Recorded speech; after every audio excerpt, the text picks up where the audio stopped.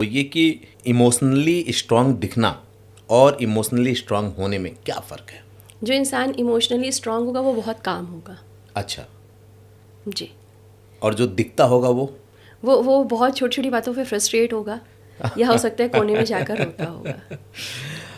अब आते हैं हम लोग सीधे अपने मेन कोर्स पे। ये तो स्टार्टर था ताकि लोगों को ये समझ में आ जाए कि किस तरीके से हम जाने वाले हैं। हमने बहुत सी किताबें पढ़ी हैं कि आप जैसा सोचते हैं वैसा ही हो जाते हैं।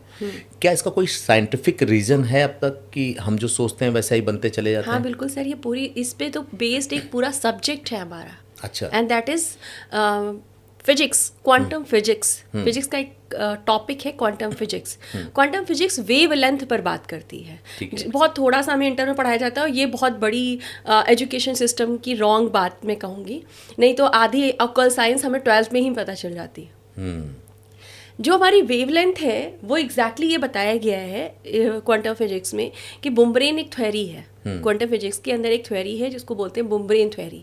हमारा पूरा जीवन इसी बेस्ड पर है। जो आपने कहा ना, जो सोचते हो वापस आता है। हाँ। या जो सोचते वही होता है। हाँ। तो बुमब्रेन मतलब क्या होता है? बुमब्रेन मतलब, जैसे आप इसको एग्जाम्पल के तरीके से समझना चाहें तो एक हम सभी ने नदी में या आप गिलास में भी करना चाहें, बाल्टी में भी करना चाहें तो आप कर सकते हैं।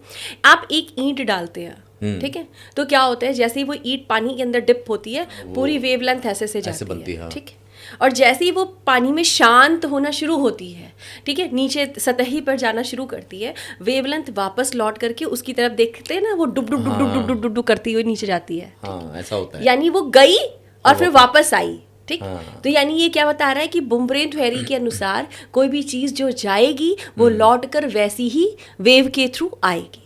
ये तो पहला प्रमाण है। दूसरा एग्जाम्पल क्या है? छोटा बच्चा होता है, बॉल फेंकता है दीवार पर, लौट कर वापस आती है, ठीक। गलत डायरेक्शन में फेंका तो गलत डायरेक्शन में जाती है, हाँ। ठीक। आपका जो ये बॉडी है ये भी एक एनर्जी है, ठीक।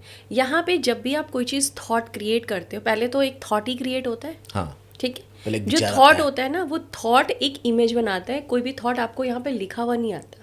हाँ। जैसे अगर आपने अभी हमारी डिस्कशन हो रही थी इस स्टूडियो को लेकर के, ठीक, तो आपके दिमाग में वो एक इमेज होगी, ठीक है, कि मुझे ऐसा क्रिएट, और जैसे मैंने कहा ऐसा क्रिएट करना, वो सारे कलर्स, वो सारी चीज़ें आपके दिमाग में आ गए होंगे। बिल्कुल। किसी का घर बनाने का सपना होगा तो उसके घर की सिचुएशंस कैसी होंगी, कैसे क्या चीज़ें होंगी, ये उसके दिमाग में फीड होगी, ठीक है।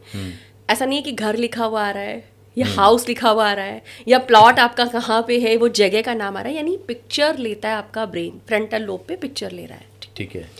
अब वो पिक्चर जो क्या है, वो एक एनर्जी है, ठीक है। जो ये पिक्चर है, ब्रेन आपके 80 ट्रिलियन सेल्स के साथ जुड़ा हुआ है, ठीक है, ठीक है, जो आपको ठंडा गर्म हवा पानी सबका एहसास का मैसेज दे रहा है।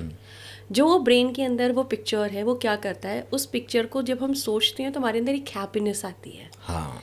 तो एक हार्मोन रिलीज होता है जिसको बोलते हैं डोपामाइन, और दूसरा हमारा जो हार्मोन रिलीज होता है जिसको बोलते हैं ऑक्सीटोसिन, ठीक है, जो हैप्पीनेस को क्रिएट कर रहा है, उसको स्टेबलाइज कर रहा है। जैसे ही ये क्रिएट होता है वैसे ही यहाँ पर आपके अंदर एक वाइब्रेशन आपको फील होती है, झुंझुनाहट सी फील होती है। सब क्या है, ये एक वाइब्रेशन है।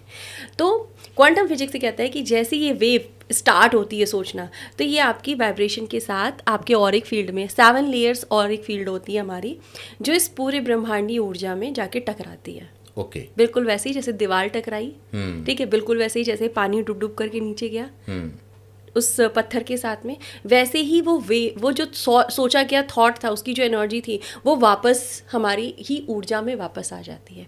तो लोगों को अक्सर कहते हुए सुना होगा ना कि मैं ऐसा ही सोचती थी और ऐसा ही मेरे जीवन में हो गया। हाँ।